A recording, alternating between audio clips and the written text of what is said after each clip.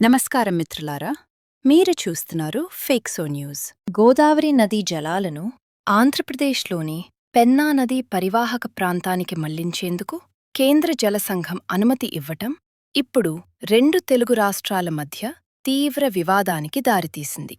ఈ నిర్ణయాన్ని హరీష్ రావు తీవ్రంగా తప్పుపట్టారు. ఇది అంతర్రాష్ట్ర జలపంపకాల చట్టాలను, నిబంధనలను పూర్తిగా ఉల్లంఘించిందని ఆయన ఆరోపించారు. గోదావరి నది ప్రధానంగా తెలంగాణకు జీవనాధారమనని, రాష్ట్ర అవసరాలు తీరకముందే ఇతర బేసిన్లకు నీటిని మళ్లించటం అన్యాయమని హరీష్ రావు వ్యాఖ్యానించారు.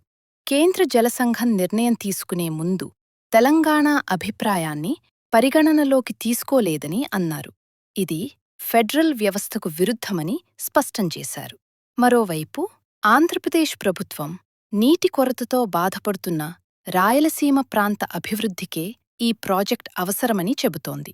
అయితే తెలంగాణ నేతలు మాత్రం ఇది రాజకీయ ప్రయోజనాల కోసమే తీసుకున్న నిర్ణయమని ఆరోపిస్తున్నారు. ఈ అంశంపై తెలంగాణ ప్రభుత్వం న్యాయపరమైన చర్యలు తీసుకోవాలని, అవసరమైతే కేంద్రంపై ఒత్తిడి పెంచాలని డిమాండ్లు వినిపిస్తున్నాయి.